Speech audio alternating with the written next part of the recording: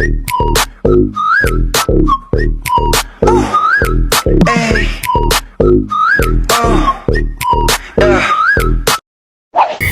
teman-teman. Nah, setelah sebelumnya kita sudah mempelajari mengenai sistem ekskresi, di video kali ini sekarang saatnya kita mengenal teknologinya. Seperti teknologi pada sistem lain dalam tubuh kita, teknologi sistem ekskresi berfungsi untuk membantu sistem ekskresi tubuh yang sedang mengalami gangguan. Nah, terdapat 3 macam teknologi sistem ekskresi yang akan kita bahas pada video kali ini. Mau tahu apa saja? Yuk kita bahas lebih lanjut. Kita akan membahas mengenai hemodialisis atau biasa dikenal dengan istilah cuci darah. Nah, kira-kira apa sih hemodialisis itu? Hemodialisis terdiri dari kata hemo yang berarti darah dan dialisis yang berarti pemisahan zat-zat terlarut.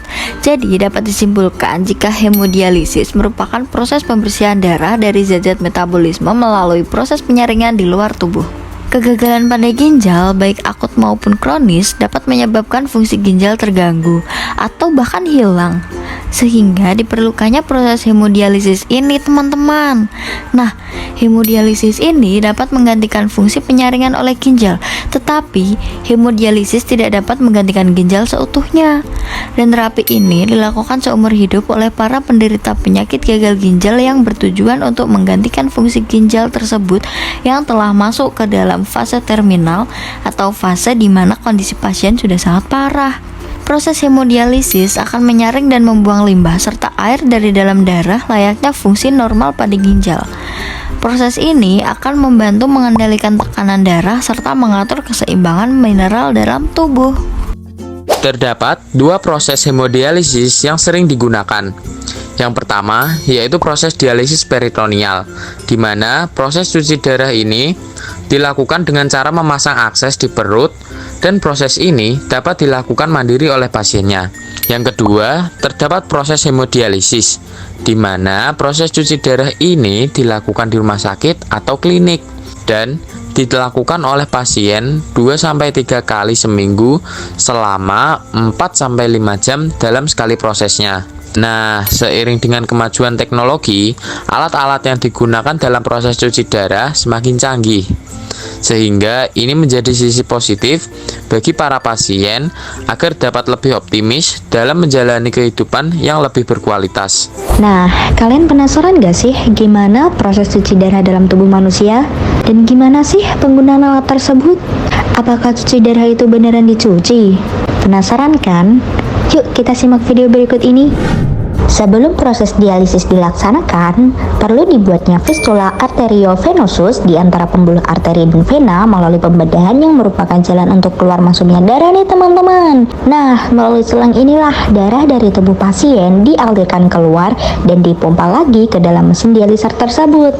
Di dalam mesin dialiser inilah terjadi proses pencucian darah yang prosesnya mirip dengan proses yang berlangsung di dalam ginjal kita. Zat-zat sisa metabolisme, zat racun, dan air dari dalam darah berpindah melalui selaput semi-permeabel menuju ke dialisat secara difusi dan ultrafiltrasi.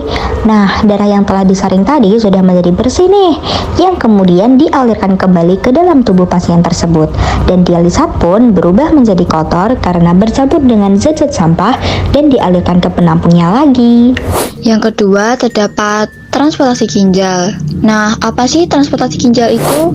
Jadi, transplantasi ginjal merupakan terapi penggantian ginjal pasien dengan ginjal lain yang berasal dari seseorang yang masih hidup atau yang sudah meninggal, teman-teman.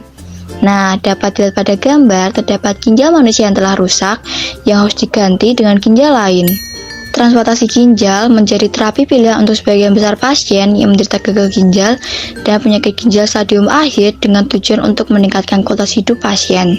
Tetapi, kita juga tidak dapat sembarangan memilih ginjal untuk ditransplantasi loh teman-teman. Terdapat beberapa serangkaian tes yang harus dilewati untuk memastikan tubuhnya cocok dengan ginjal dari pendonor tersebut. Selain itu, pasien juga dianjurkan untuk berhenti merokok, rutin berkonsultasi dengan dokter, rutin berolahraga sesuai anjuran dokter, membatasi minuman beralkohol, serta mengkonsumsi obat dan makanan sesuai dengan saran dokter. Oke, yang terakhir, kita bakalan bahas mengenai proses ESWL atau Extracorporeal Shockwave Lithotripsy. Nah, teman-teman tahu nggak sih Apa maksud dari proses tersebut?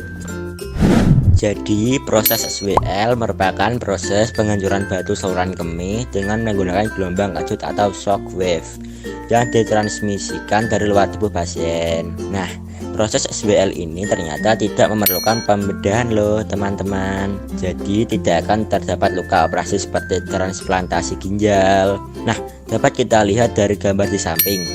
Gelombang ultrasonik akan memecah batu saluran kemih menjadi lebih kecil sehingga batu dapat keluar bersama urin. Dalam prosedur ESWL, dokter dapat memberikan bius lokal setengah badan atau bius total dengan tujuan agar pasien tidak merasakan sakit selama prosedur berlangsung.